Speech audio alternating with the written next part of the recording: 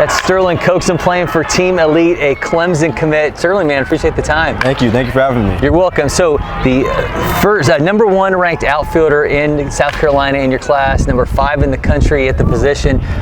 Tell me what drives you to be considered among one of the best players in 2026. Man, it's just, I love the game, passion for the game, been playing it for a long time. Also doing it for my family. They invest a lot of time and money and effort into this, so, you know, just like to put my best foot forward for them. What kind of is that pursuit, though, to be seen a little bit better the next time the rankings come out? Is that something that you concern yourself with, or how do you kind of look at that stuff? I mean, obviously, it's important, but like it's not something that it's not life or death. You know what I mean? I'm always trying to shoot up in the rankings, always trying to work harder. But at the end of the day, I mean, what happens on the field is the end all be all. You know what I mean? So you got that exit velo into the high 90s.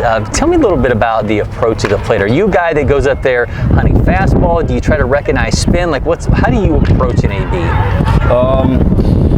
In the past, I've been a guy trying to cheat out in front, trying to hunt fastballs. But I noticed that doing that, like, it would be harder for me to read spin. So like recently, I've been trying to like play a couple frames later, you know what I mean? So I can sit back, still be able to drive fastballs in both gaps, and then also sit on off speed as well. What did you learn about yourself as a player during that freshman season, and now as you kind of had some time with it, and now you obviously have the fall to prepare a little bit more, that you want to get better the next time around?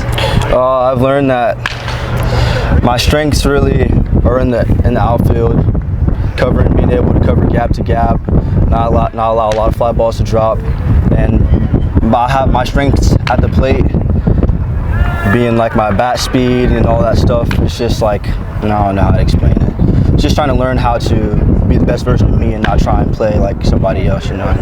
When you think about influences, I mean, there's obviously, you know, you watch guys on TV, you've got coaches, you've got guys that you've played with. Who's really made those big impacts on you, or, you know, people that you try to model your game after? Like, who's made those big impressions on you as a player? One of my biggest role models, he just got drafted this past year, Enrique Bradfield from Vanderbilt. Really reminds me of myself. Trying to model my game after him a little bit. When you think about the Clemson commitment, obviously, you know, being in South Carolina, we know that there's a lure there, and that's a Yes, monster sir. program in that state. But what was it about it for you that you said, man, I got to be a Tiger? Coach Backich, it's not just his philosophies about baseball. It's about him making good men on and off the field, and not just great baseball players. That's what really sold me to Clemson. So you're in a position now, though, where, you know, obviously guys your age can't commit early anymore. They got to now wait with those NCAA rules. Are you in guys' ears telling them, hey, when it's time, man, that's the spot to be? Always trying to push my guys to the right spot. You know what I mean?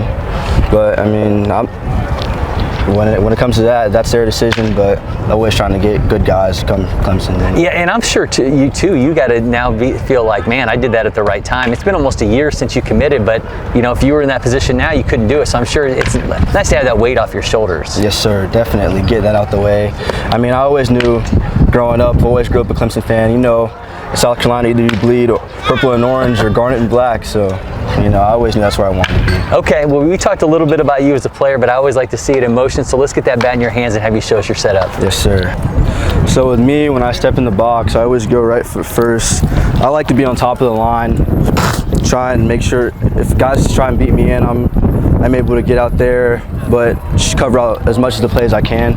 I'm more of like pass shoulder width, and I start like a little bit more vertical than other guys do, about here. And the main thing with me going into my swing is I try to make sure I get extension, nice load separation here, and then stay nice and flat through and extend through the middle of the field. Just not trying to be too rotational, because when I get too rotational, I start to pull off things, not able to hit the outer half, or not able to sit on off speed. So yeah, the main focus for me is just getting nice extension, staying nice and flat through, and then extending, riding it out through the middle of the field. Sterling, man, that was awesome. Thank you so much. We appreciate the time. If you're not already, make sure you follow LakePoint Sports on all our social media channels. Hit that subscribe button on YouTube. You'll get so much more happening here on campus.